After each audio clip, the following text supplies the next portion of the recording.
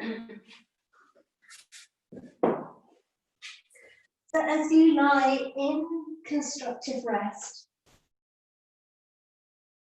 just trying to allow the back to start to release, to settle. So maybe that's a better way of putting it. It's allowing time for your body to settle in this shape. And you can always start with the feet in a little bit closer if you find that it's too much on your outer hips. And then gradually, as things start to settle and to open, to create more space, you can walk the feet out towards the edge of the mat. So you're checking in that the shoulders are relaxed as much as they're able to at this moment. So they're drawing down the back. And you might want to just gently, as you lie here, rock your head from side to side. So releasing tension through the neck. There's something very soothing for the nervous system to rock.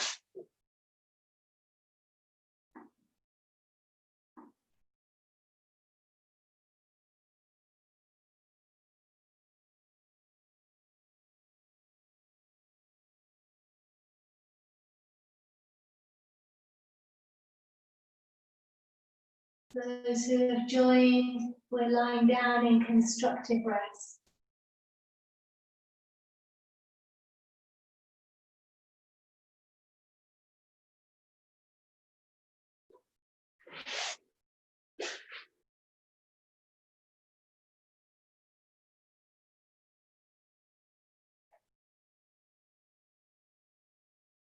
And as you allow your body time to settle, I'm just posing a question to you, almost setting the answer as an intention. Are you okay, Teresa?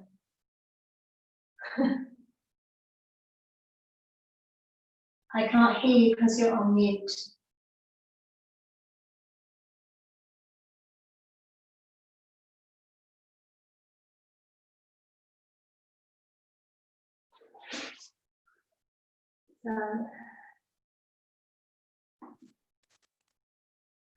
Teresa. Yes.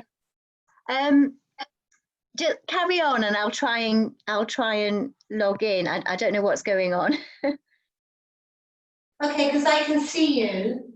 Can you hear me? I can't hear you or see you. So, oh, wait a minute. I think I can just see you now. You can see me now. I think so. Oh no, then it goes. Oh, don't know what's the matter with it. It must be your reception, since I think everybody else was okay. Okay.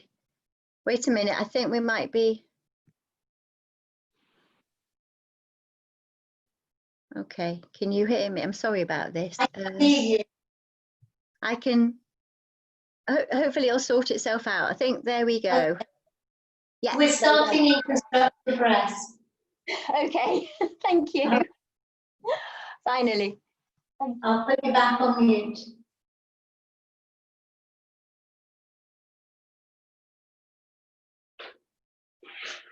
So the question is, well, actually there are two parts to this question. So why do you come to yoga?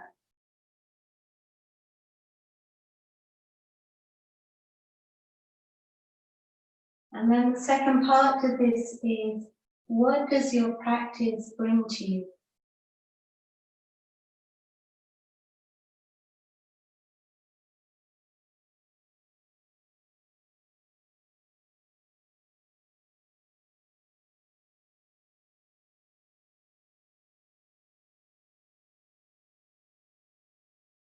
And then setting an intention,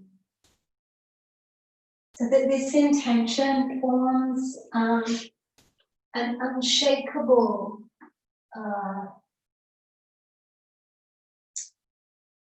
sort of invisible scaffold to your practice.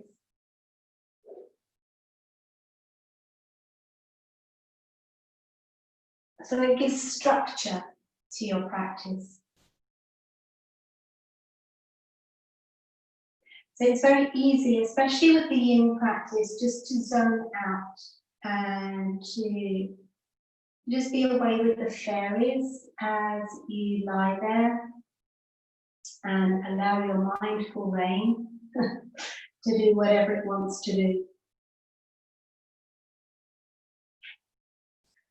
And it matters less what we do in our practice than how we do our practice and why we do our practice.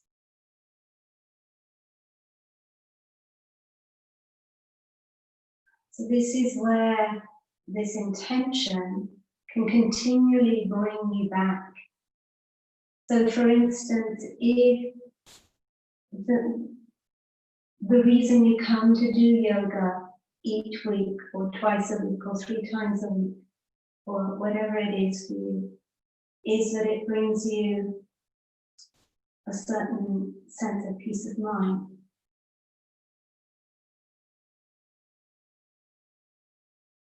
Then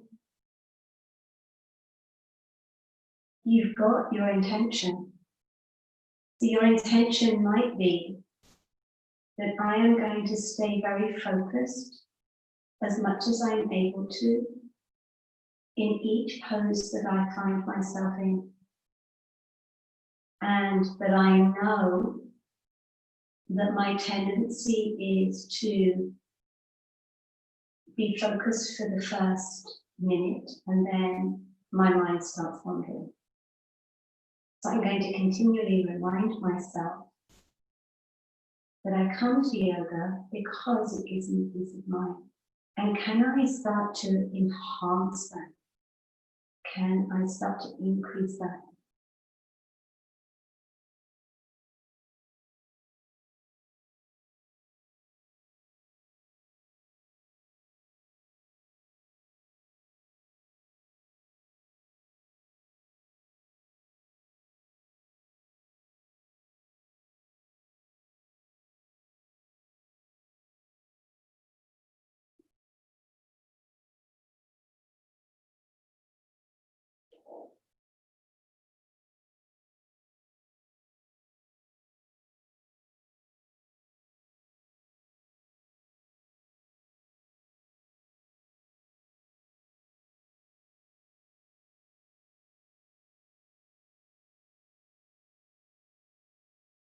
And one of the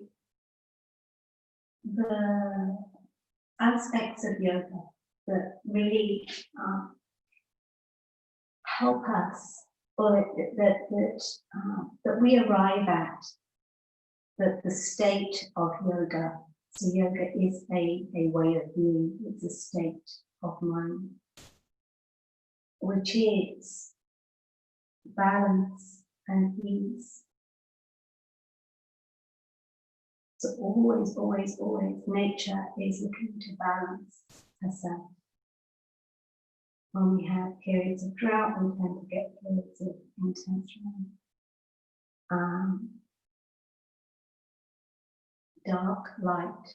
There's like duality everywhere, and you're looking at from the extremes of each place to bring a certain sense of balance. You have a little bit of this and a little bit of that.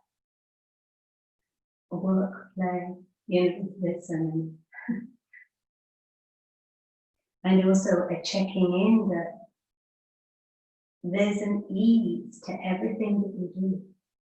But it's not, life is not meant to be such a huge immense struggle.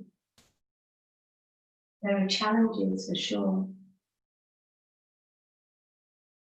But we're supposed to go through life with a certain sense of ease.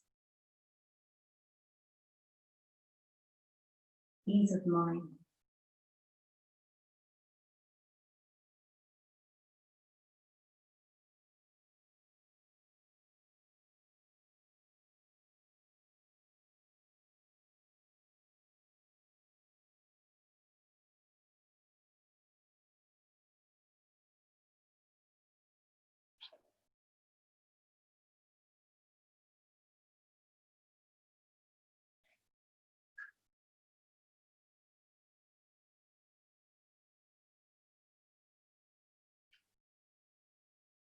Last few breaths here.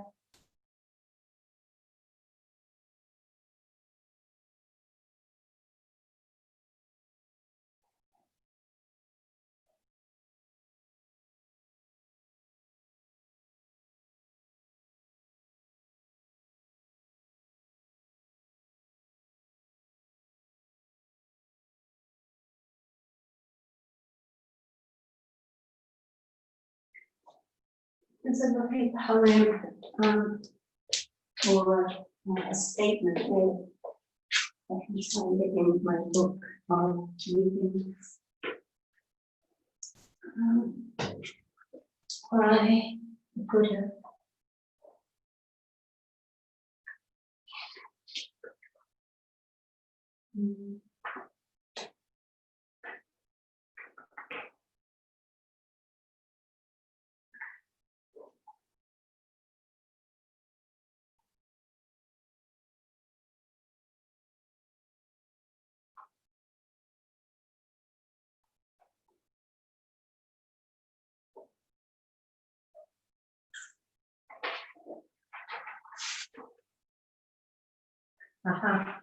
Praise and blame, gain and loss, pleasure and sorrow, come and go like the wind. To be happy, rest like a giant tree in the midst of it all.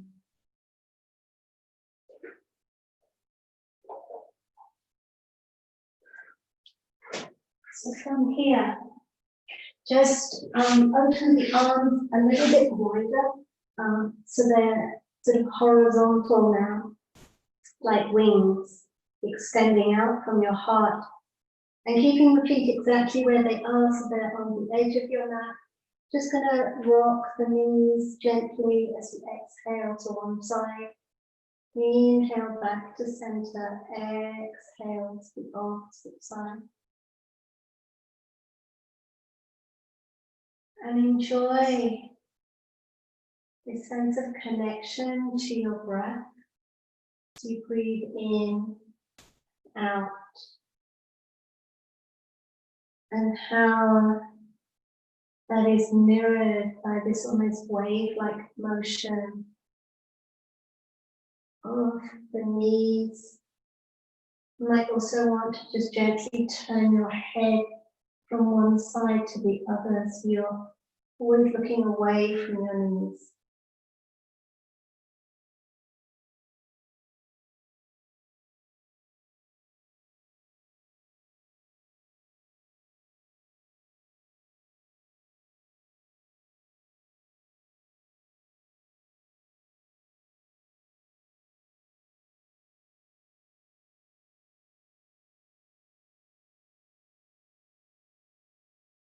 Then finally, when your knees end up on the opposite side to that which you started on, just finish there.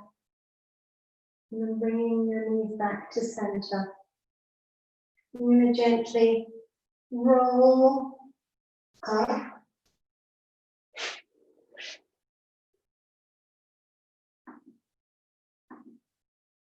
So, those of you with a bolster can use a bolster. If you have a blanket, you can, let's see, sort of concertina the blanket up into this kind of like a sausage kind of a shape. Or another option, if you have bricks, is having a couple of bricks. Or you might even have bricks with a blanket over the top. Is another option. So many options is the thing. Okay, so just depending on what you've got. So ideally, the bolster really is the best thing. But see what you have available. And then what you're going to do is to then place your sacrum onto whatever it is you're lying on, and you're going to come back. You can start with the knees bent to begin with, and then arms alongside the body. So it's the back of the pelvis that is resting on whatever support, whether it's the bricks, couple of blankets, blankets and bricks, or it's the bolster option.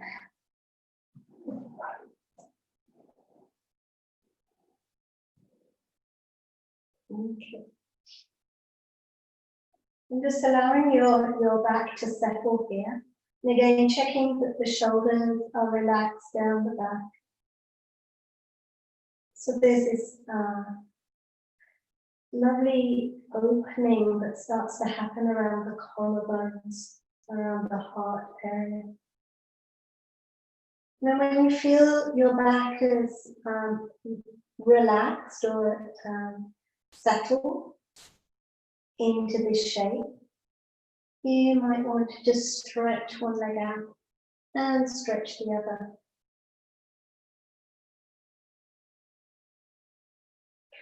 And so for me, what I can feel as I stretch my legs out is that I actually need to go back a little bit further, because it feels a little bit like I was off balance. So it's finding where that place is. It's like the sacrum is really in the center of the bolster or the blocks.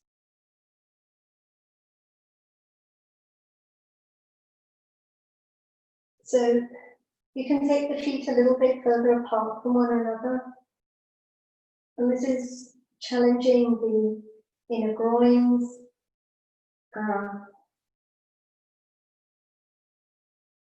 Also, you might find it around the front of the pelvis, a little bit around the belly.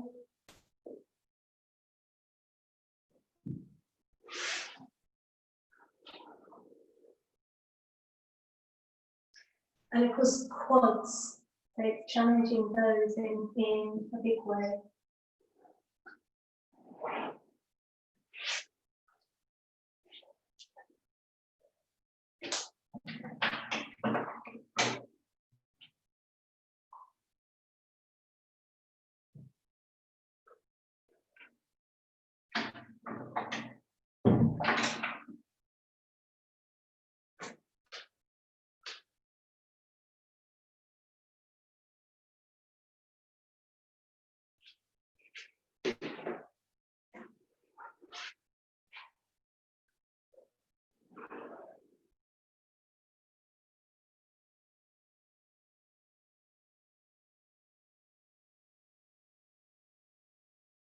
The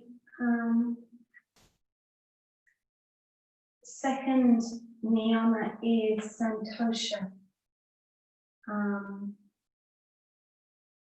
San means content, and san means complete. Tosha is contentment or acceptance.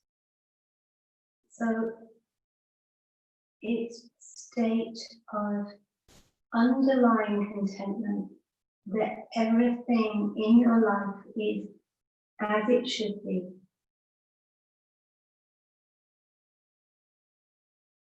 This doesn't mean that you don't have dreams or wishes, or you want to put things in place to change your life. But it means in this very moment, right now, you are content with the way that your life is. But there's this underlying contentment.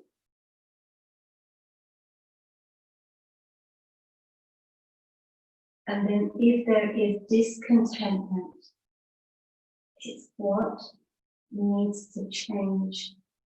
So if there's a discontentment in your pose at the moment, if it doesn't feel quite right for you, it's over challenging you or under challenging you, then change it.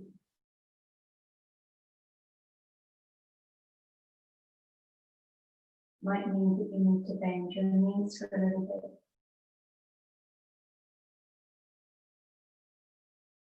Or it might mean perhaps coming off the bolster and coming on to look at the bricks instead.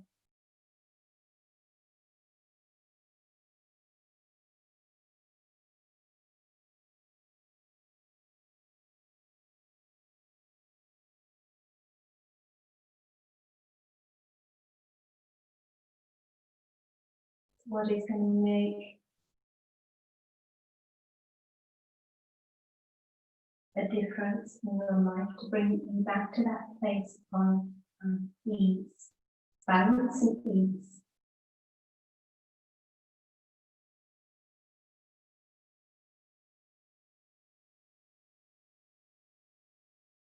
In our Yin practice, we don't want no challenge, but neither do we want so much challenge that the body feels thought. Okay, from here, whatever you're lying on, you're going to stay on it. At this point, you might find that you want to lift up a little higher or come down a little lower. And you just going to bend the knees. But I love this way of, this is one of my favorites of doing bridge pose, because my quads are quite tight, which I haven't quite worked out why yet. Even after all these years of practice, there's something going on there. And for me, when I do this variation with the legs, it takes the quads out of the equation. So it means that my lower back, or the structure of the back bend actually works a lot better for me. So you're going to keep the pelvis on whatever it is, and then you can higher or lower. And then just bring the soles of the feet together as if you were doing Baddha Konasana or butterfly. So you're pressing the soles of the feet together. Remember, you're not taking the feet super close towards you. And then you're going to take hands, all the arms up, shoulders are relaxed, down your back, and then you're just going to extend the arms back. And then just holding it here, allowing the knees to descend towards the ground, and feeling this sense of absolute openness. So openness through the pelvis, openness around the heart center,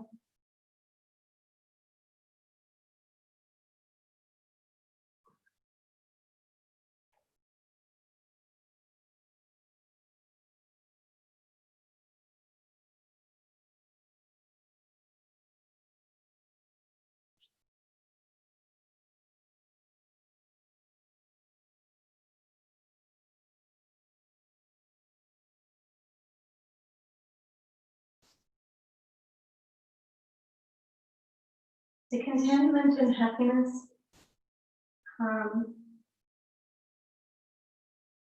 interesting things to contemplate. Quite often we can put the happiness thing into the future. I will be happy when blah, blah, blah, blah, blah. And so we're constantly putting things off. Well, actually, we can only ever live in the present moment. This is the only moment there is, right now.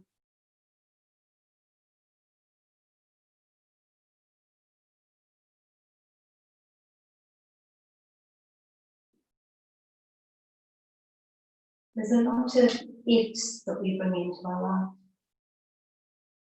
that I've been noticing for myself recently. Like, if I do this, then I will gain that.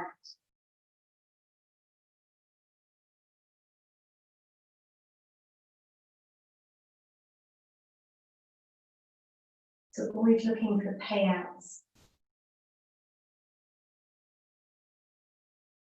But what if you could just be, do, just because? That's what needs to be done. Well, that is the pure happiness.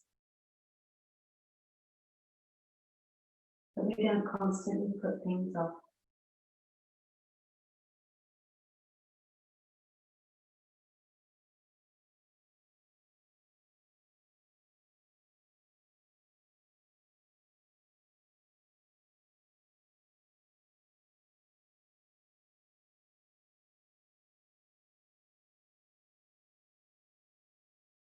It's like if I do more of these backbend, I will become more flexible. If I meditate every day, my mind will become serene and calm.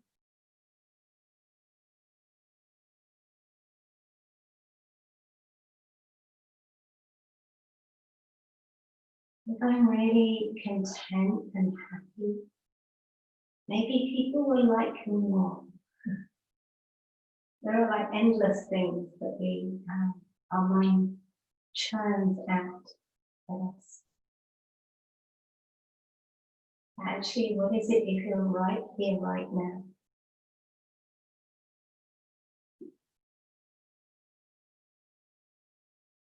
The underlying contentment to what life is offering you right now.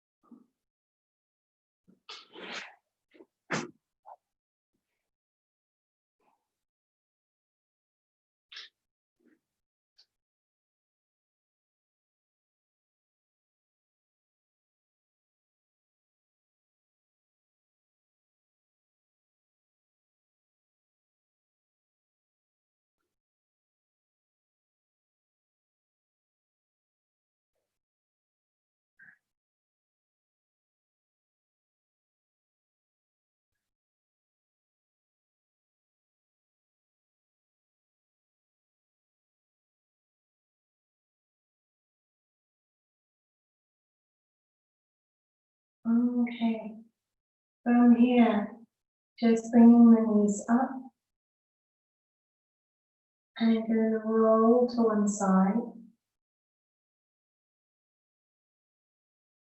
Just take out whatever's underneath you.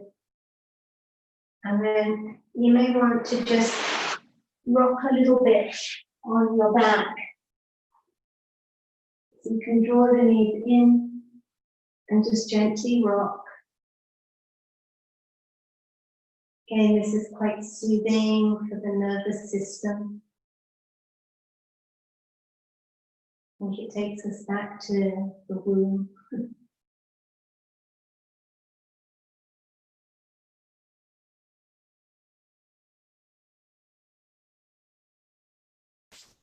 And then we're going to continue with this slight back bending theme. So, okay, so starting with the lowest denomination, if you had like me this nice cotton blanket, you could fold it in 3, okay, and then this is coming under your shoulder blades. You want the edge of your shoulders to be off of the blanket, okay, and the arms are going back behind you, so we've got a nice back bend here. You can come up higher, the same configuration that we had before, that you can have 2 blocks on their flat setting. You're welcome to put a blanket over them. With this, you may want a nice block for your head. And again, you want just the top edge of your shoulders to be hanging over the bricks slightly. So you want the shoulder blade itself to rest here. Knees bent, and with this, because we're coming up a little higher, you may want to take the arms either out to the sides or to take them sort of down alongside the body. So this is the other option. If you want to go even higher, and actually this does feel really nice and open, if your back is in a position to accept this, having your bolster, and you may want a brick rather than a block. Depends on the length of your back. And with this, if you're actually resting your pelvis up against the bolster, and then coming back And here, again, you can let the arms rest out either side, or you can hold on to alternate elbows. If you want to try and gain a little bit of length through the spine. This feels really nice too.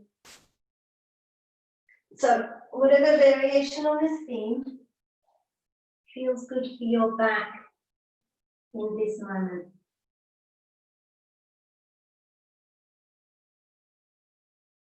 Make sure that your neck is happy.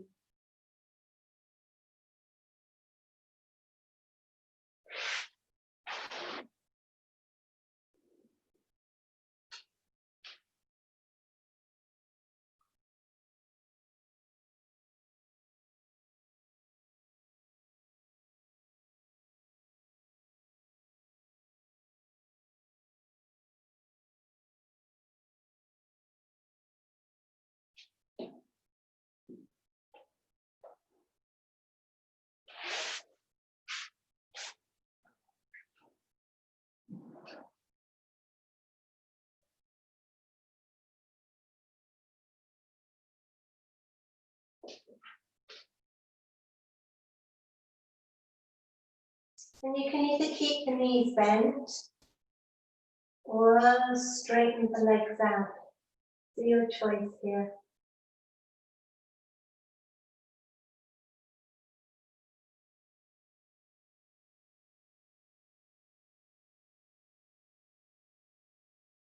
And just allowing a sense of gradual opening to happen.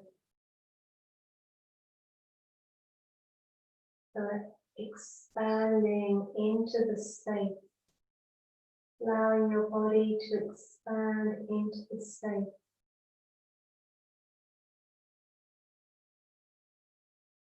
And as your body, especially your rib cage here, becomes more spacious, allowing your breath to expand into the space.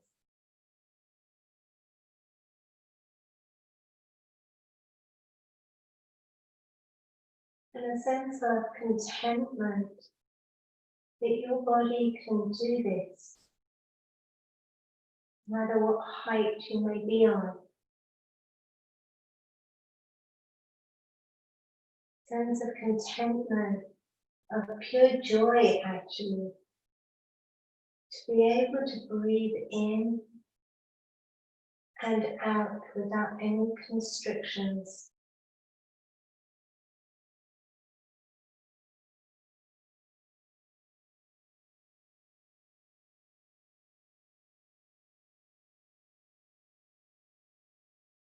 You've clasped your elbows, then just clasp the opposite way with balance.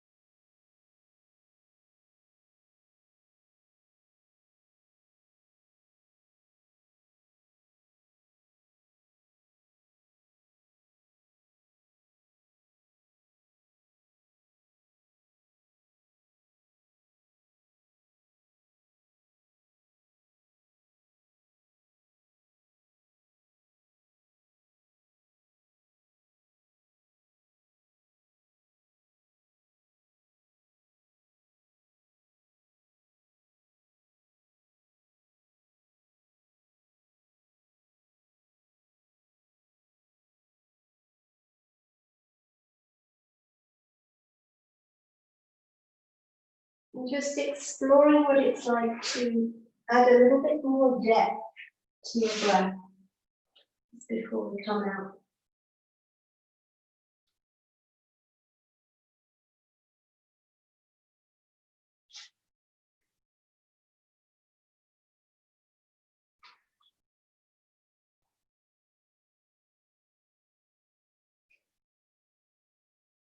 Okay, so bend the knees if the legs are straight, releasing the arms if the arms are overhead, then just rolling to one side. Then just working your way up. And going to do just a few cat-cows. So spreading the hands on the ground, the knees under the hips. And as you inhale, looking forward, spreading the collarbones. As you exhale, rounding through the upper back.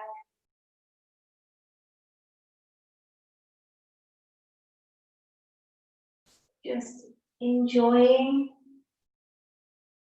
the movement as it travels from one end of your spine to the other.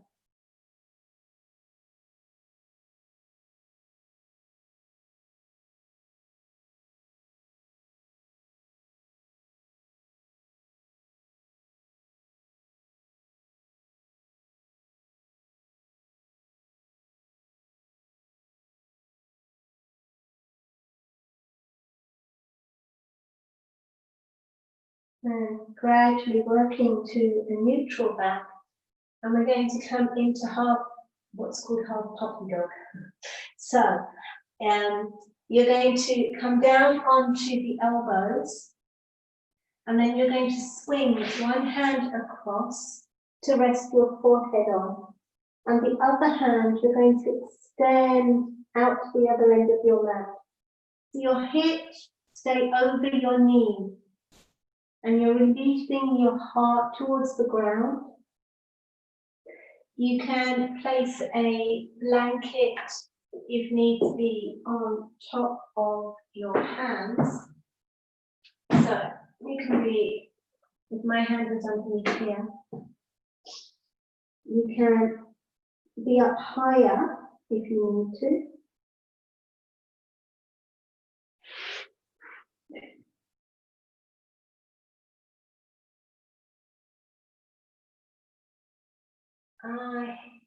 Hillary, can you, are you resting on, so is your elbow crossed like this?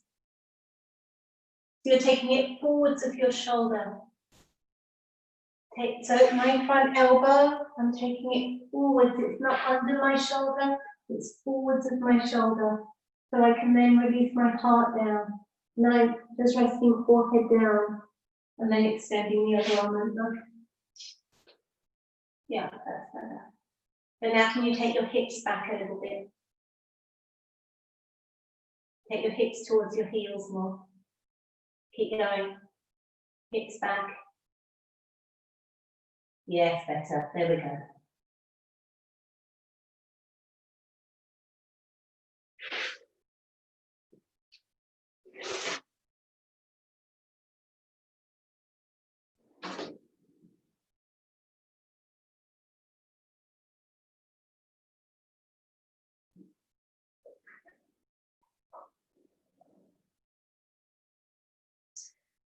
Part of the thing with looking at how contentment stands out in our lives is what conditions do you put in place for your life to be the way that you want it? Or not even that, for your life to be perfect. What conditions do you place before you?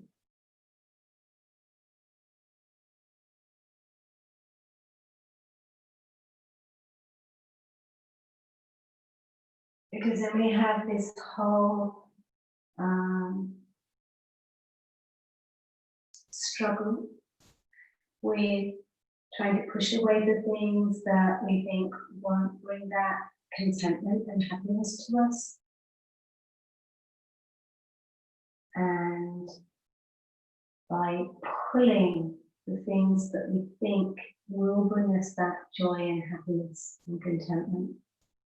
And then of course, if we do get those things, and for a moment in time, life is perfect, we then start to worry that those things that we've got in place will be taken away from us, which then causes a whole internal struggle.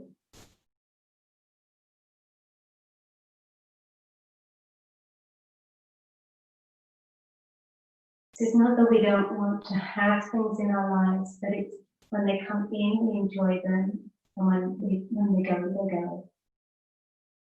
When people come into our lives, we enjoy them. When they go, they go. And there's a space to feel something else appears. Slowly come up. And then just do a few more cat-cows. The same as with each pose that we do. Sometimes the pose is so delicious that you could stay in it for a whole lot longer. There's almost a sense of resentment when they come out. And sometimes the pose is not like that.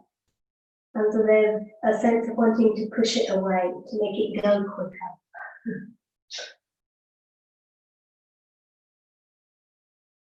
So now working on the opposite side. So the opposite elbow comes down and you're spinning the hand across the front of your mat. Remember the elbow slightly forwards of your shoulders. You're resting your forehead on your forearm and extending the other end toward the other arm, hand towards the end of your mat.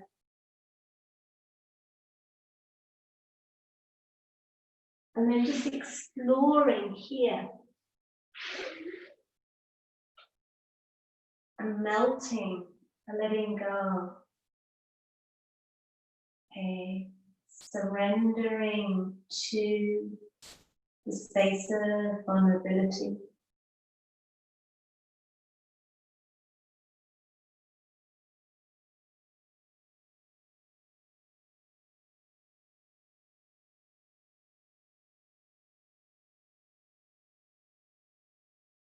And in the allowance of surrender, there's this sense of ease and contentment that comes in. That there's no more struggle of trying to force your heart down towards the ground more, to open across the backs of the shoulders more. But there's just this contentment of being exactly where you are.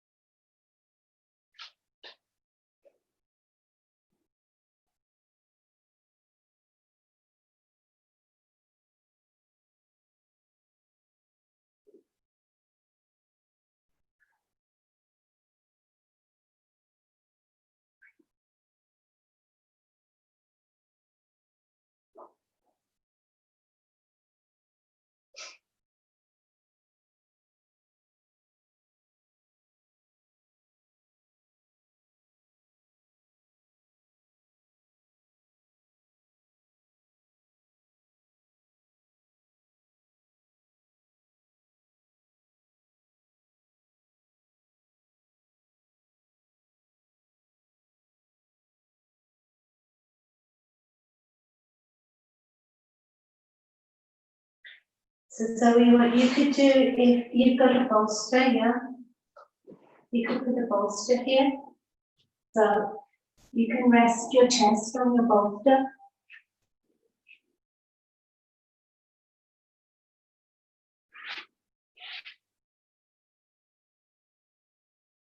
Yeah, there we go.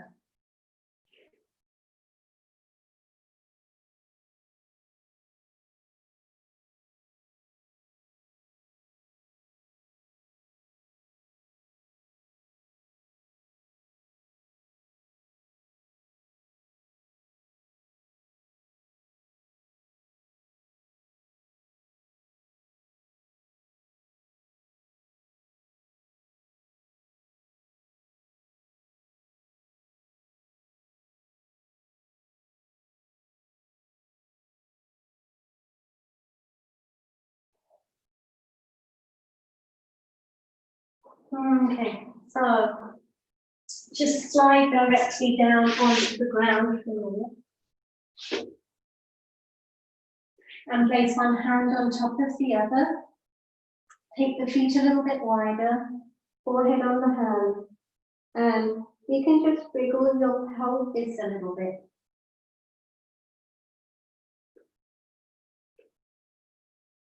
Just rocking gently from side to side, or you might find it's helpful to rock a little bit faster. So just experiment as to what feels good for your body. What is your body asking for?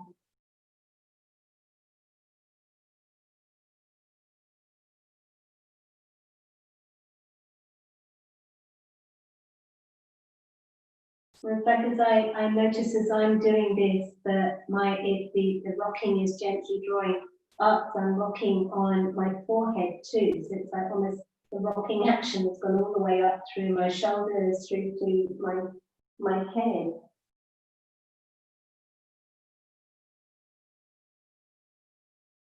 Okay, then we're coming to a halt, and then we're going to come into Sphinx pose.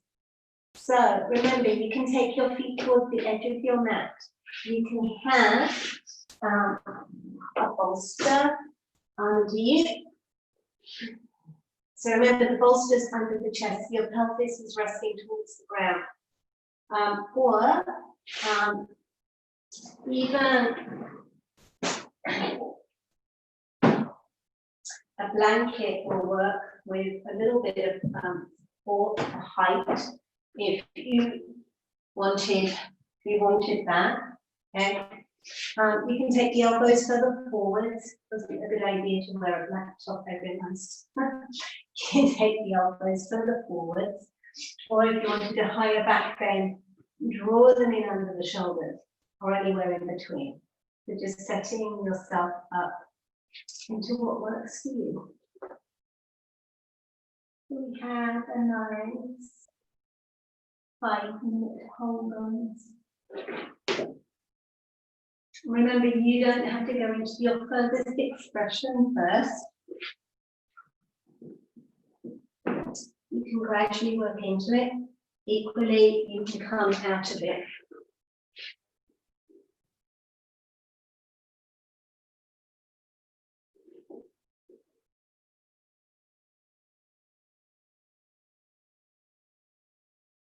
So one of the things that yoga teaches us is that conditions don't need to be perfect in order to come to practice. That we can do, one day we might come to practice and we're feeling kind of really buoyant with life, and we have loads of energy in our bodies, feeling really healthy and relaxed and in a good place. And other times we might come to practice, we might even have an injury. But we can still come to our practice. The conditions change, but the practice is always here. And we can adapt our practice. Just like when the conditions in our life change, we adapt. We've seen this over the past 3.5, 4 months. As a species, we adapt very quickly.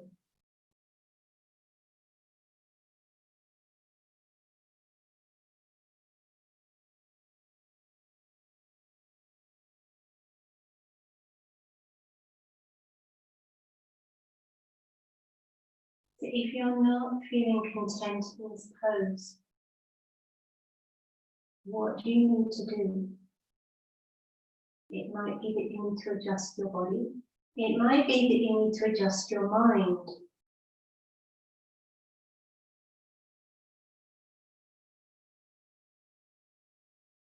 So Zoe, I would take the elbows further forwards and even use your bolster.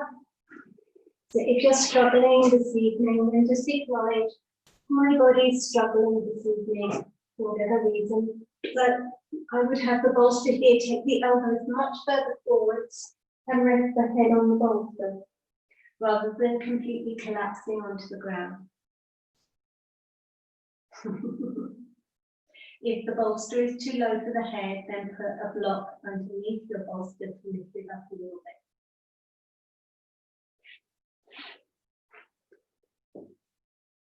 So last 2 minutes coming up.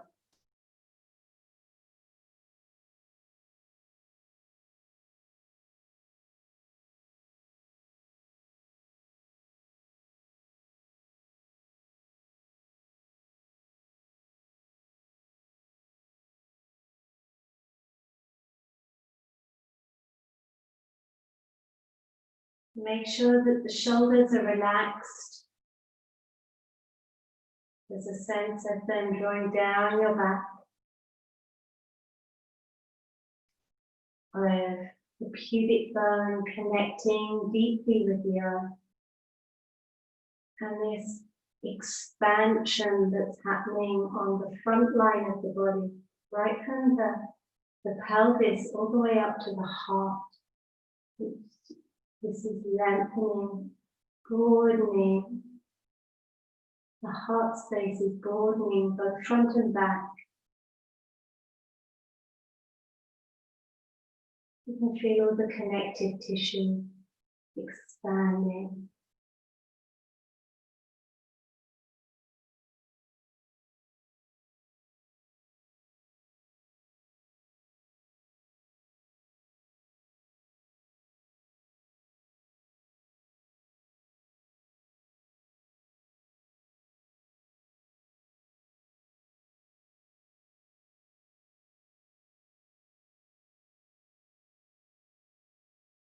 Okay, and then just releasing down, and then placing one hand on top of the other. Bend the knees. And just switch the legs from side to side.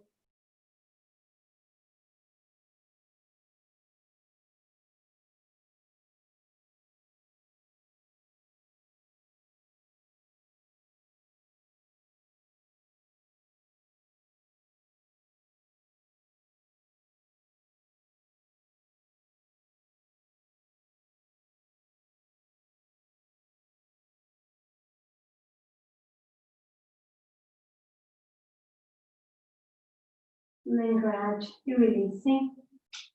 And then you push up onto your knees. Okay. We're going to come into swan. So this is pigeon pose.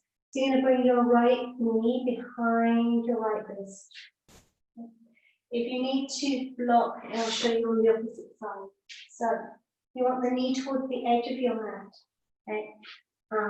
And then I'm angling my foot sort of down towards my opposite inner groin, or you can have the heel further forwards. If you have a tendency to roll onto this hip, use something underneath to block it up, whether it's a block or a blanket. And so we're going to stay up in this pose. So if you feel tired and you want to rest your head, if you've got a bolster, you can try resting your head on a bolster. Otherwise, it's kind of gathering, I guess, lots of equipment to make a tower. But we're only spending 3 minutes on each side. If it does become too much for you to hold sitting up, then bring yourself down onto the elbows. Otherwise, we're trying to extend the spine a little bit here. So we're working on our psoas area, kind of the area around the inner groin, the attachment of the psoas muscle. I guess placing hands on bricks might work. Let's try it quick.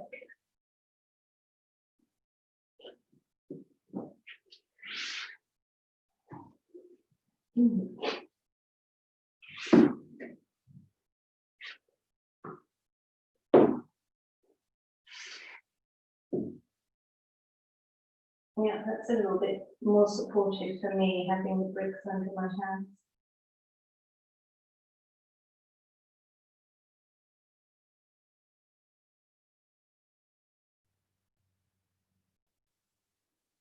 Again, you're thinking of that line from the pubic bone all the way up to the heart. And the shoulders are relaxing. And there's space around your heart.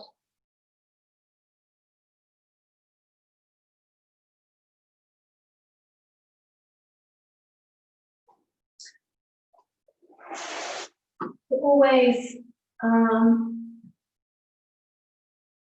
there are waves that happen in our lives. There are ups and downs. There are waves that happen in our yoga practice. Poses that we love, poses that we're not quite so happy doing. Equally, we can go through waves of emotion in class, waves of energy, where we suddenly ride this wave of getting very buoyant, a surge of energy, and then we can lose it and suddenly need to adapt.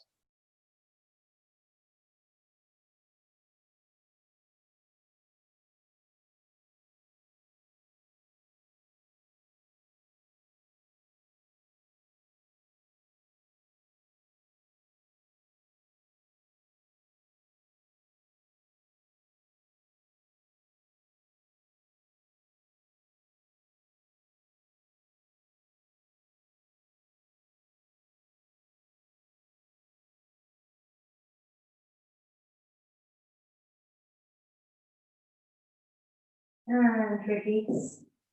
Then come back onto the knees. And then we'll swap to the opposite side. So slightly opposite leg back. And again. So for me, there's like big difference between one side and the other. Feeling more comfortable.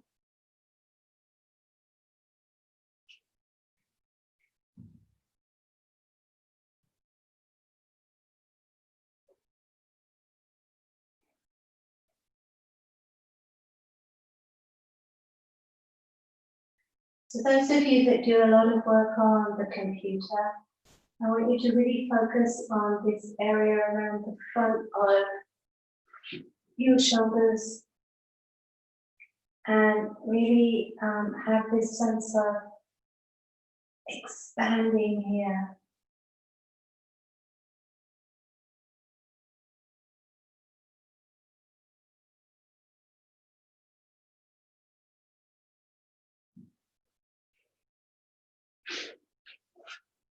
And even if you're feeling here the most intense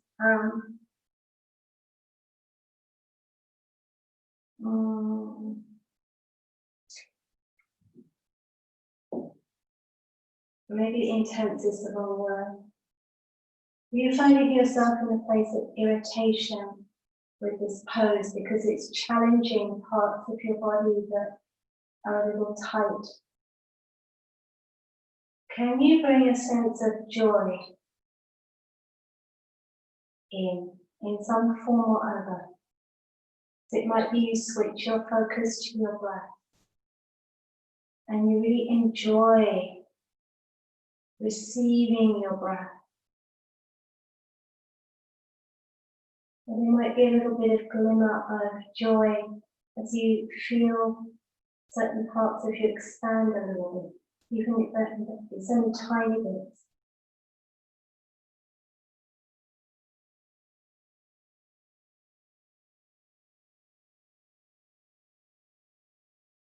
So we're being taught that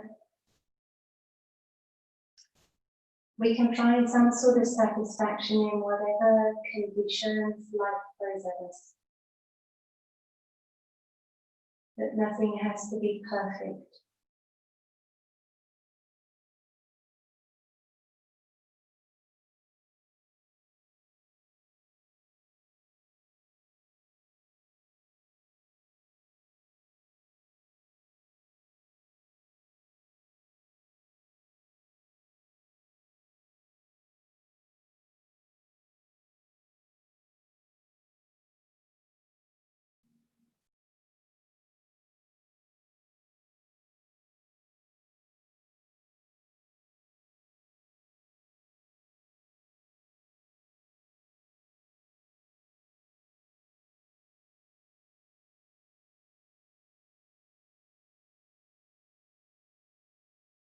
And release.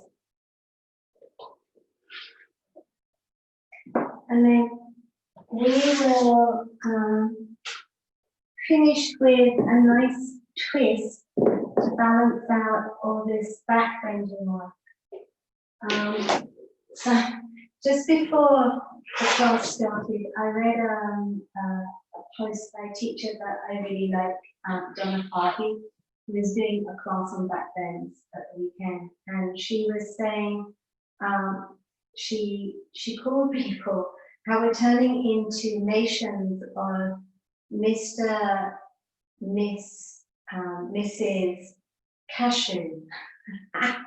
Because we spend so much time on computers and various other things, sitting in chairs all the time, kind of slouching forwards, and then we come home and we sit in the sofa and slouch. So we end up kind of like in this kind of a shape most of the time. But to actually counterbalance that with coming into more of a back bend is a really good thing, because if you think of the dualities of like back bending and forward bending, if we're doing so much of the forward bending, then we do need to counterbalance with some back bending. So hence the reason for all of this class this evening. So coming on to your back, and you're going to roll onto your side. So a nice way of doing this, if you've got a bolster, is to put the bolster between the knees and the feet.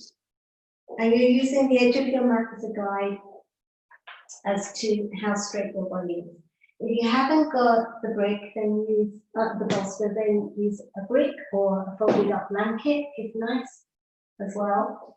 And then you're going to roll the top arm up. As you come back, release the underneath shoulder towards the knee side of your mat, because it tends to get jammed. And then allow your body time to come into the twist. So allow your spine time to release.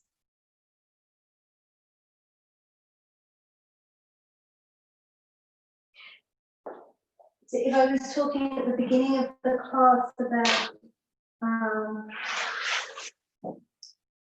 what conditions do we place on our life, I know for a lot of people, one of the conditions that they place in a twist is that their shoulder, opposite shoulder, has to be on the ground. And so they will contort themselves to try and jam that shoulder down. But what if you're happy with the way your body is at this moment, and you just allow your body all the time it needs to come into this twist.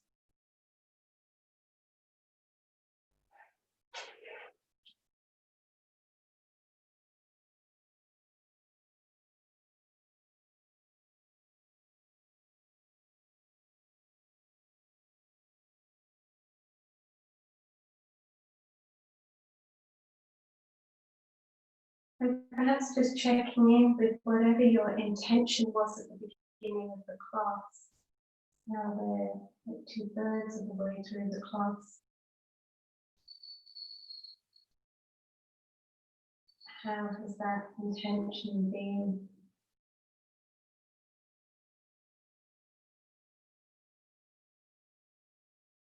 And through the practice, have you been moving towards a state of balance and ease?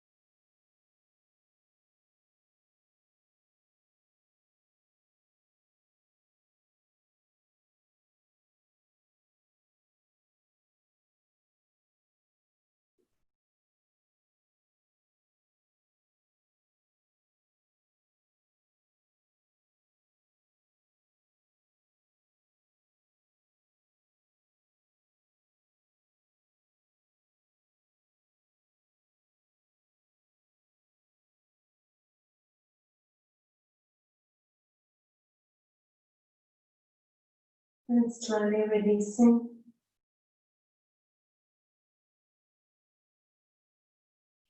And rolling onto your back. And then just setting yourself up for the opposite side.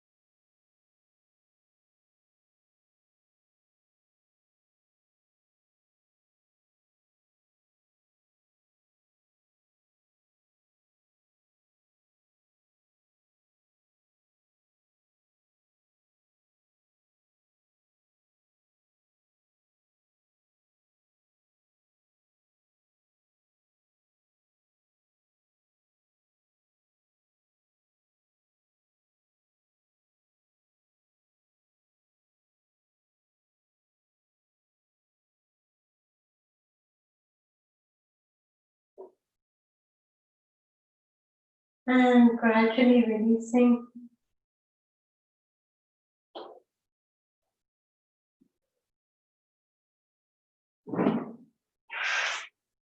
And then setting yourselves up for Shavasana and our yoga nidra.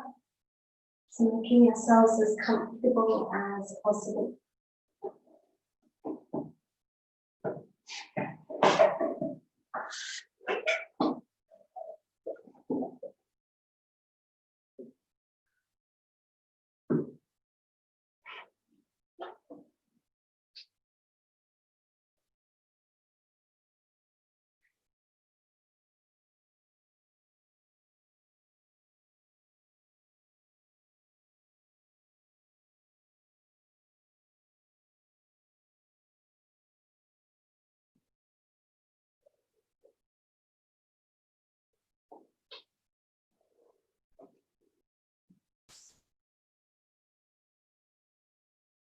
Making sure that your back is happy, that your shoulders are happy, that your neck is long, that you're warm enough.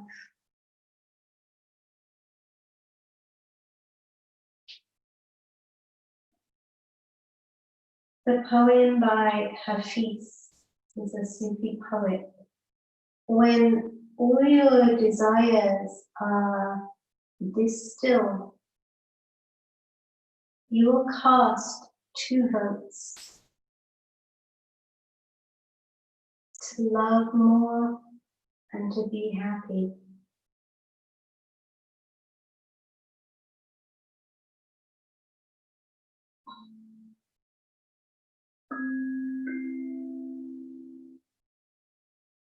Just becoming aware of your breathing.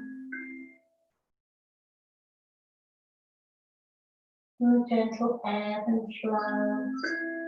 of your breath.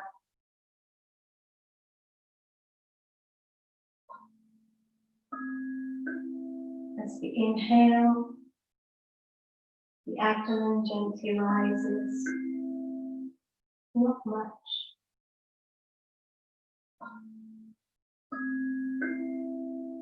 As you exhale, the abdomen gently falls.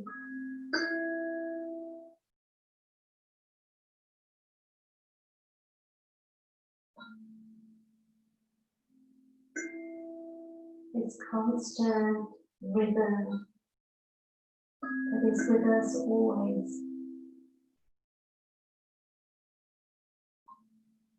Just allowing the mind to settle into this rhythm of your breath. Smoothing any jagged edges.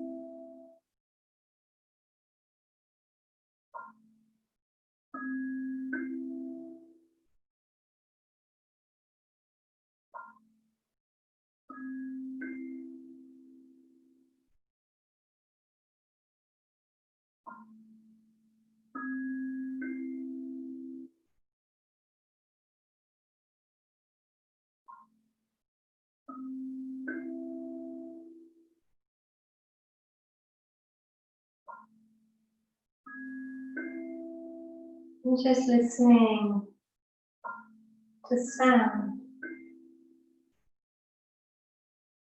Sounds in the far distance. Without any judgment. Just noticing that there are a myriad of different sounds.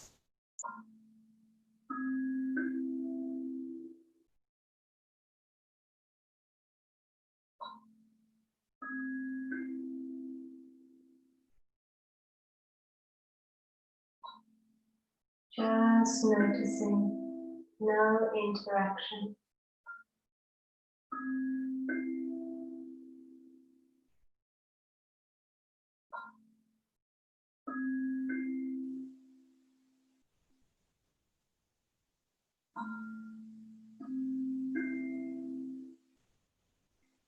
Awareness of sound closer to you.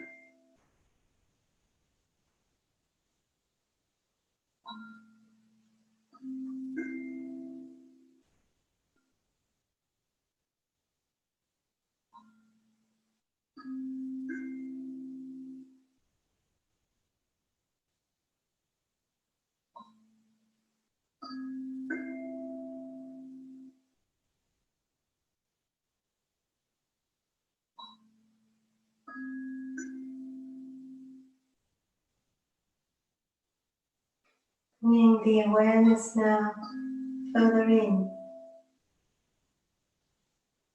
Listening to any sounds within you.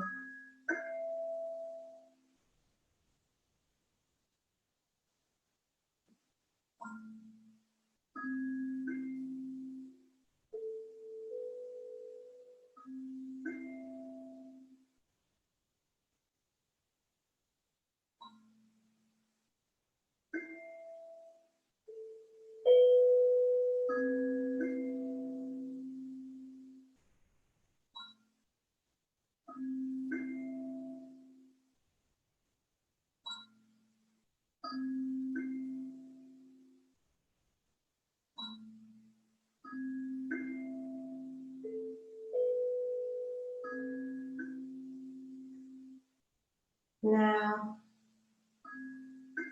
being aware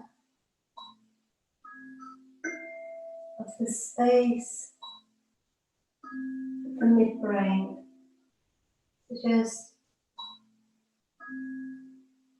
back from the bridge of the nose, slightly back and up, and sensing that this space in the midbrain, center of your third eye, a bright flame, bright white light,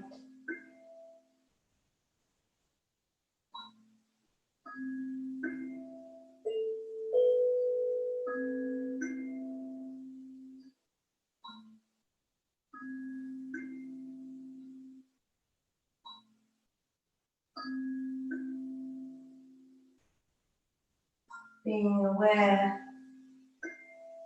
taking your awareness to the center of your throat, the same white flame, the center of your throat.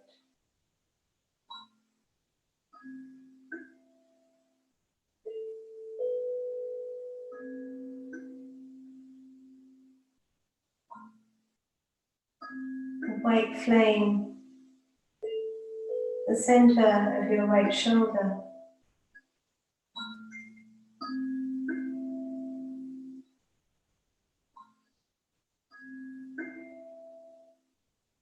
A white flame at the center of your right elbow, your right wrist.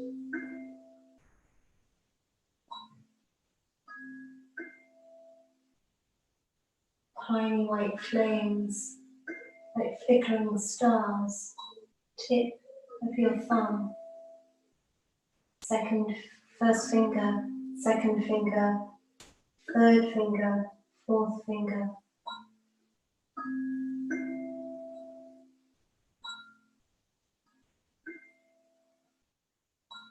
Flame at the center of your right wrist, right elbow, right shoulder.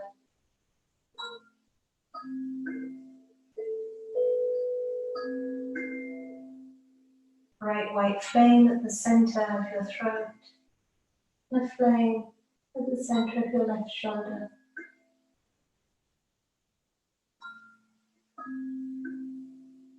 Bright flame at the center of your left wrist.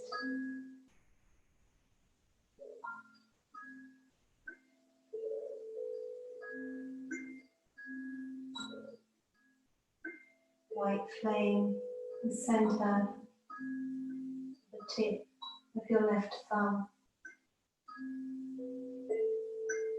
First finger, second finger, third finger, fourth finger.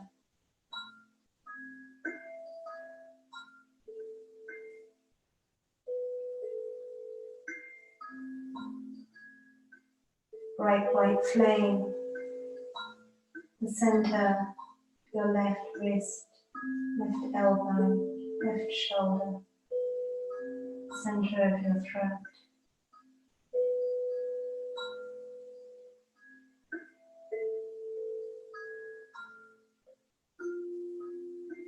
Bright white flame, the center of your heart. Bright white flame, the center of your left breast.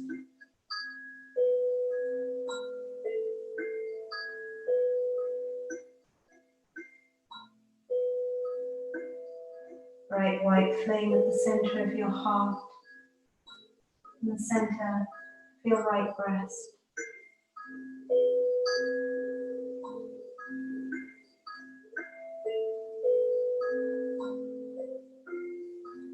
Bright white flame, the center of your heart.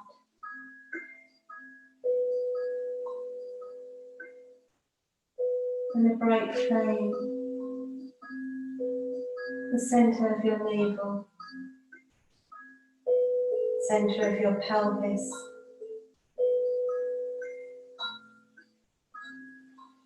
center of your right hip. White flame at the center of your right knee, right ankle. Trail of lights like stars. The tip of your right big toe, second toe, third toe, fourth toe, fifth toe.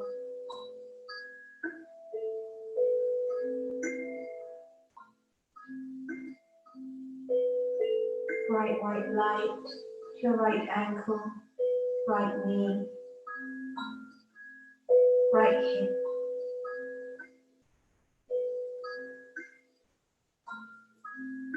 Bright light, the center of your pelvis.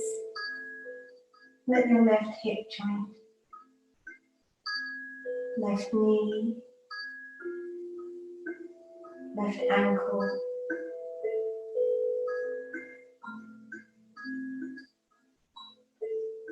trail of lights, tip of your left big toe,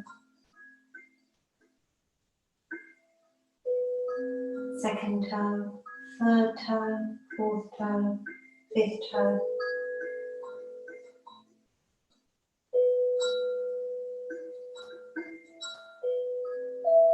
Bright light at the center of your left ankle, left knee, left hip.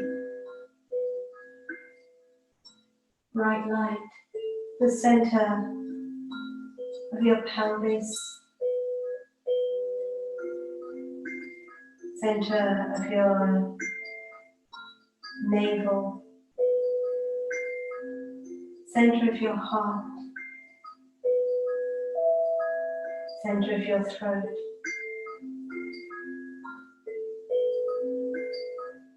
center of your third eye.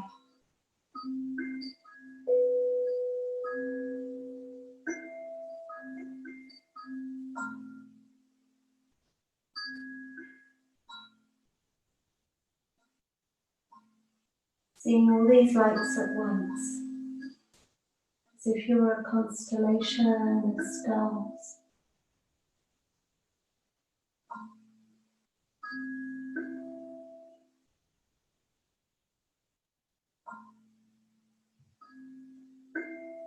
Becoming aware of the space between the points of light.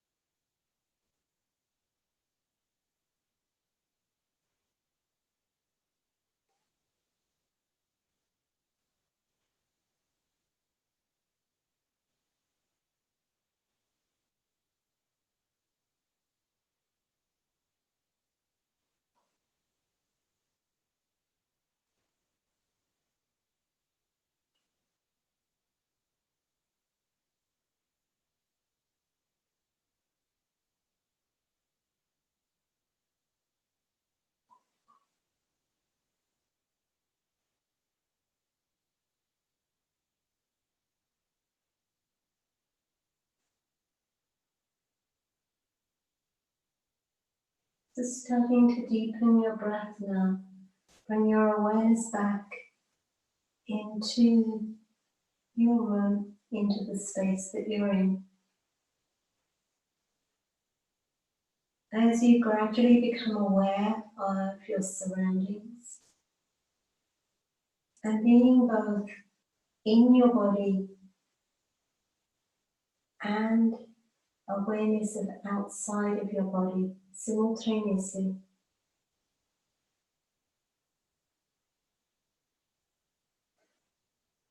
So a poem called Here from Dharma Folds. It's always here, the silent underpinning, the foundation beneath the foundation. When I reach deep enough into darkness, inside fear, self-doubt, aversion or despair, there is something so intact, I almost miss it in my focus on brokenness. It's always here, this ground of being. Like the water in which fish swim, it's easy to overlook the eloquence of truth. It's here, this guiding presence, this calm, abiding stillness. It's here when I don't try to make life any more or any less than what it is. When I stop trying to be right. It's here when I unclench my fists and breathe. When I let go of the demand to make life smooth or easy. It's here, the oneness, underlying multiplicity, the exquisite isness of everything. I could shout it from the rooftops, but it's true no matter what I say, and I know you'll find it in your own time, in your own way. That precious moment when you choose to meet life exactly as it is.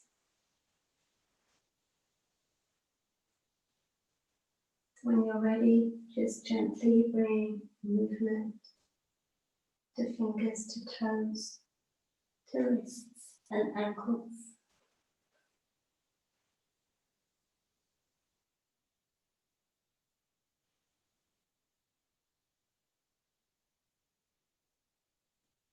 And then you're gradually going to bend your knees, bringing yourself back and up in your own way into sitting.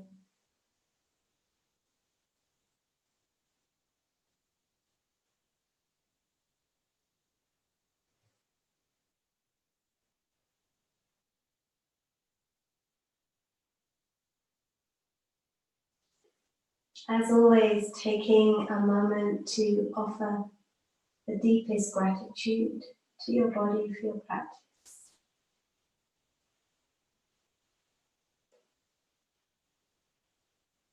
Thank you very much. Namaste.